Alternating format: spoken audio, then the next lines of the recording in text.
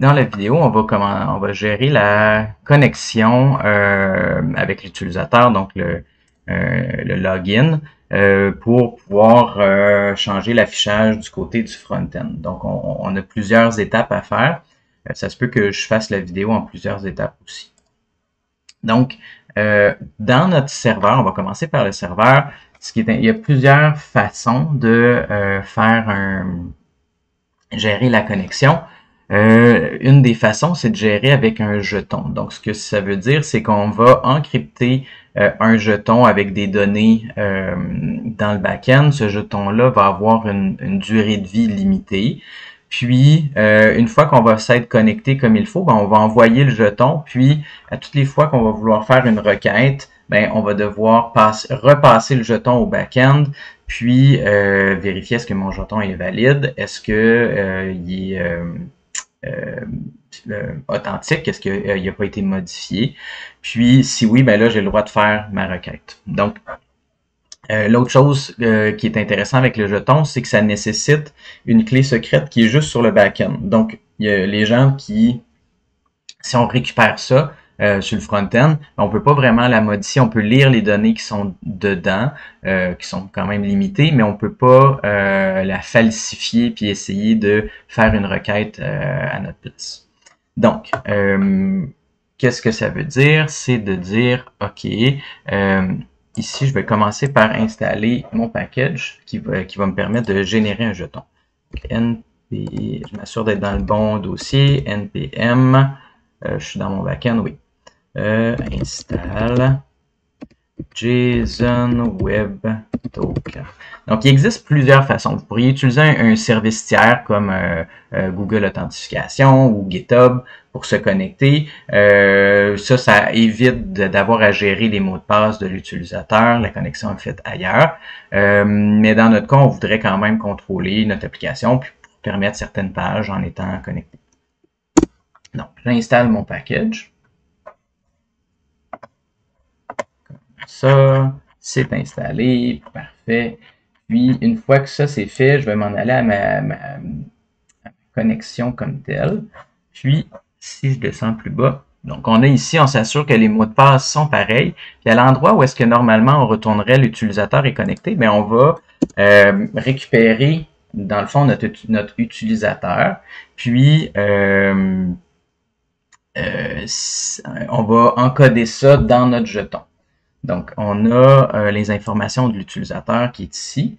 Puis, ce qu'on va vouloir faire, c'est peut-être retourner l'information, mais sans le mot de passe encrypté. On veut sécuriser tout ça. Donc, pour enlever une clé d'un objet JavaScript, on peut dire delete utilisateur MDP ou la propriété qui contient le mot de passe là.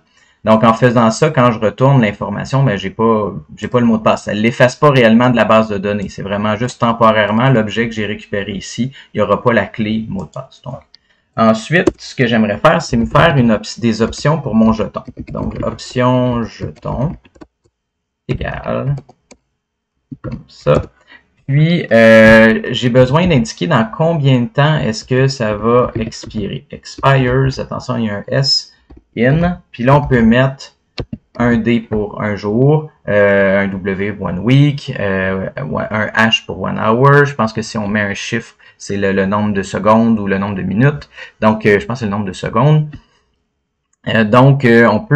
L'idée c'est de juger c'est quoi votre niveau de sécurité avec lequel vous êtes à l'aise dans votre application, puis lequel qui devient pas frustrant pour votre utilisateur. Donc, si la personne, elle doit se connecter souvent, puis il faut qu'elle re-rentre son mot de passe à toutes les heures, ou si vous avez une application qui a des informations très sensibles, peut-être que là, à ce moment-là, ça serait aux 5 minutes. Mais l'idée, c'est de permettre à l'utilisateur de ne pas avoir à se reconnecter à toutes les fois qu'il fait une action. Ensuite, on va créer notre jeton. Donc, const jeton ici est égal. Puis là, j'ai pas importé mon package en haut. Je suis dans const JWT est égal à require de JSON Web Token. Voilà. JWT, là, vous pouvez l'écrire comme vous voulez, mais dans le fond, c'est le nom de la librairie. puis jwt.sign. Puis là, on peut mettre plus, on doit mettre plus qu'une chose. On doit mettre l'information qu'on va encoder. Ensuite, on va mettre notre clé secrète qui appartient juste au back-end, puis on va mettre nos options. Donc, première des choses, on va mettre utilisateur. Donc, c'est cette information-là que j'aimerais passer. Ça contient quoi? Ben, ça peut contenir, je pourrais refaire un nouvel objet avec juste la donnée que je veux passer au front-end. Par exemple, le courriel, le nom, le rôle, si cette personne-là est admin.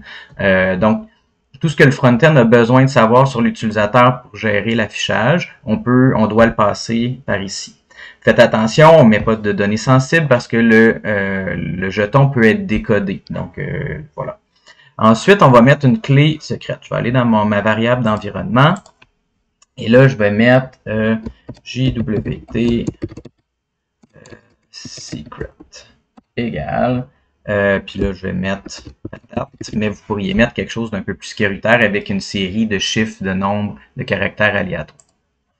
Puis ici, ben, pour récupérer notre clé secrète, process.env.jwt-secret. Je m'assure de l'avoir bien écrit. Comme ça. Super. Fait que maintenant, la personne qui va pouvoir créer un jeton ou modifier notre jeton, passer des données qui pourraient être briser notre back-end, sans avoir ce secret-là. Donc, l'idée, c'est que le mot de passe secret soit jamais divulgué à personne. Il ne faut jamais envoyer ça non plus sur GitHub, surtout si votre GitHub est public. Ensuite, qu'est-ce qu'il nous reste à faire? Ben, c'est les options. Donc, on a nos options du jeton qu'on veut passer. Et là, ça va créer un jeton quand je vais me connecter. Et je veux retourner ce jeton-là. Donc, j'ai mon message et je vais renvoyer mon jeton de la même manière. Donc, il va y avoir une clé jeton qui va contenir l'objet jeton ici.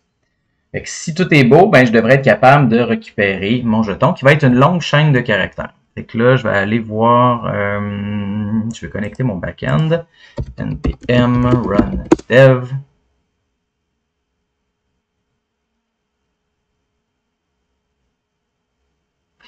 Puis voilà, c'est démarré. Puis mon serveur, il roule sur le port, j'ai regardé ça, le port 3001.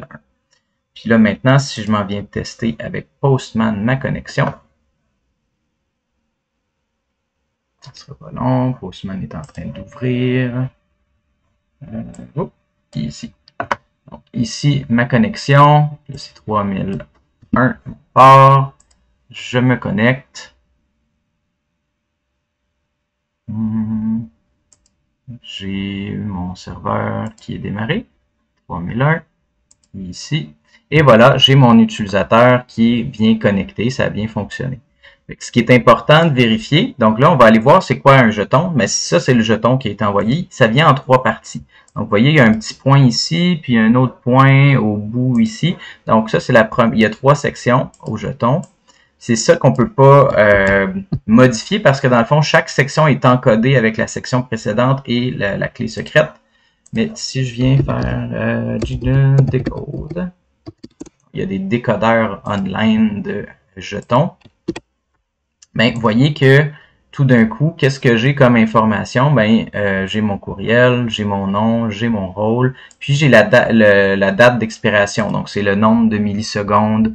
En fait, c'est la date là en millisecondes depuis 1970. Donc, c'est la manière dont on compte le temps en informatique. Donc, c'est ça qu'on va pouvoir utiliser dans notre front-end pour gérer si